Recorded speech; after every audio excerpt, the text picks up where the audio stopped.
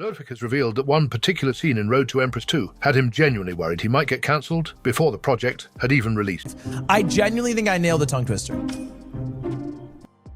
会炖我的炖炖豆腐，来炖我的炖炖豆腐，不会炖我的炖炖豆腐，就别炖我的炖炖豆腐。要是很常会炖我的炖炖豆腐，炖坏了我的炖炖豆腐，那就吃不成我的炖炖豆腐。 While reflecting on filming the series, Ludwig explained that he was given the unexpected task of speaking ancient Chinese, a language he obviously doesn't know, and admitted he had no idea how the performance would be received. But I'm being genuine when I say I really didn't know how it would be taken, okay? Because my experience acting in it was that it was one of the most racist things I had ever done. That is genuinely how I felt leaving. I'm not exaggerating a little bit. Because I was tasked with speaking like ancient Chinese, like feudal era Chinese. Chinese that modern day Chinese speakers aren't speaking. You know what I'm saying? Like modern day, it would be equivalent to reading a Shakespearean sonnet. All right. If I were to get, you know, Jason the Ween to do that, it might not come across as Shakespeare initially wrote it. But that's what I was tasked to do in Chinese. And I tried to memorize the lines. I really did try to memorize the lines, but it's hard because it's a tonal language. Ma, ma, ma, ma. I remember vividly being in the scenes doing that, looking over to the people who were in charge, right? Like my translators of dealing with me. And they would be laughing at me, bro. At one point I go, all right, hey, 30 second timeout. Is this racist? And they all looked back at me and they went, no. This? Dude. And so I left and I gave them all this material that if they were to release the raw footage of, I'm telling you guys, it would end my career. I'm telling you this straight up. I know I've gotten away with a good amount in my career. Okay, it's true. I've gotten away with a lot in my career. This would end it. Full stop, it would end. A lot of viewers found that detail hilarious, joking that the fact he interrupted filming just to ask, is this racist, somehow made the entire story even funnier. Many saw it as Ludwig genuinely trying to make sure he wasn't crossing a line before continuing. Others pointed out that performing dialogue in a language you don't actually understand is naturally risky, arguing they understood why Ludwig was nervous in the first place. Some commenters also argued that Western audiences often worry far more about these situations than people from the cultures being represented. Those users suggested translators were laughing because they found the situation entertaining rather than offensive, with several claiming they doubted anyone involved in production actually viewed Ludwig's performance as racist. At the same time, not everyone agreed with those takes, and there was still discussion about how cultural humour and audience expectations can differ depending on where the content is viewed. Whoa! 好凶啊!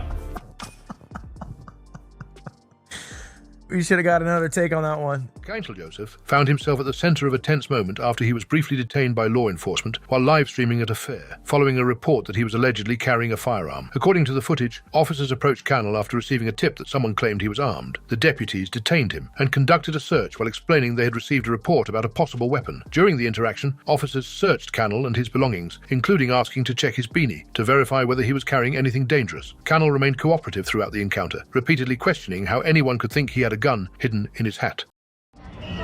Yes, sir. Right over here. Right over here. Okay. So we got reports that you may have a gun on you.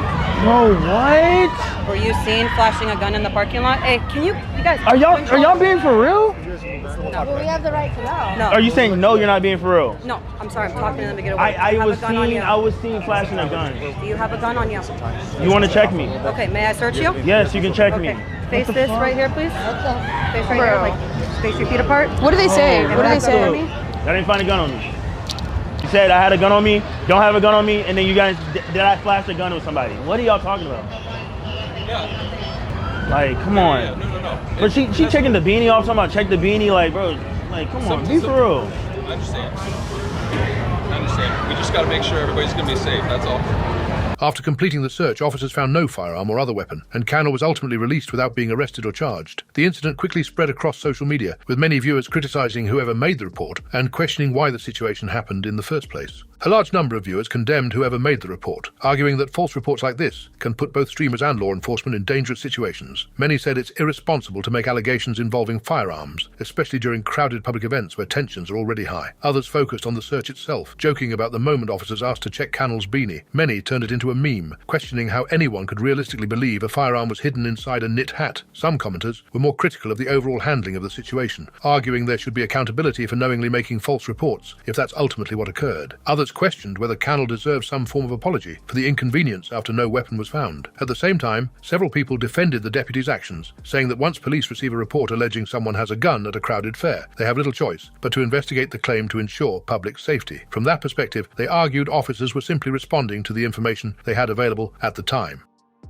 Jinxy refuses to go to the Diamond Gym, saying he would rather play video games and doesn't want to sign a waiver allowing them to torture him. Bro, let's get the elephant out of the room while we can, right? I'm not gonna sit here, I'm not gonna play video games with you until we address one thing and one thing only. You said that you were gonna go to the Diamond Gym in July and you didn't. Yo. Ron, I've thought about this, bro. I've thought about this long and hard. Pause. The Diamond Gym can go fuck itself. I'm not gonna get punched in the stomach by some deranged lunatic who's 40 years old on steroids. Like, I'm just gonna play video games in the comfort of my own home. I'm not gonna sign some waivers, sign my life away, and then get punched in the gut by some deranged lunatic on steroids. I'm good, bro. I'm gonna pass. You're a pussy. Call me a pussy all you want, chat. I'm a pussy. Yeah, sure. I'm not signing my life away. Fezbanks has sparked debate after making a series of surprising admissions about the COVID era, revealing that he allegedly faked his vaccine card, while also claiming he never caught the virus, despite multiple close exposures. Speaking on his podcast, Banks said he's only comfortable talking about it now because he believes admitting it back in 2020 or 2021 would have led to him being legitimately cancelled. I refuse to, by the way. I fucking faked a little card. I feel comfortable enough admitting this now, but I would have gotten legitimately full-blown canceled. Pitchforks and fucking spears and fucking flames, Molotov cocktails through my window if I had admitted that in 2020, 2021. I'm immune. I have like type O positive blood. Anybody in the chat who has O positive, you know what I'm talking about. We're literally immune to the COVID thing. I dated Alyssa. Me and Alyssa got back together during COVID, and she had it, and we slept next to each other every fucking day and shared food and drinks and stuff. Didn't get it, didn't contract it. And then Alyssa and I broke up during COVID, and I got a new girlfriend still kind of during the COVID thing. Tyson, anybody who knows Tyson, like, you know, ball. Got together with Tyson during that same period and same era. And she also contracted COVID, had COVID while we were together. Same situation, sleeping next to me every day, you know, kissing, sharing food, etc. Never got it. So I never got COVID. I'm O positive.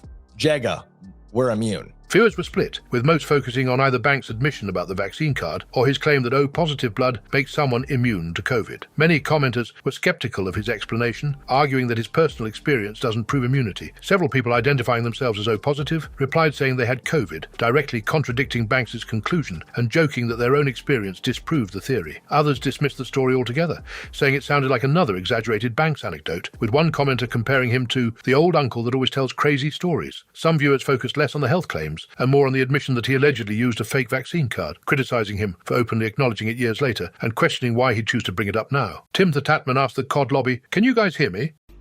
Hey guys, can you hear me? Hello? Man, shut your ass up. Fuck you. You're such a ass up. Okay. I was just with you. Yeah, this dude that's like Prestige 9 is a Whoa, who?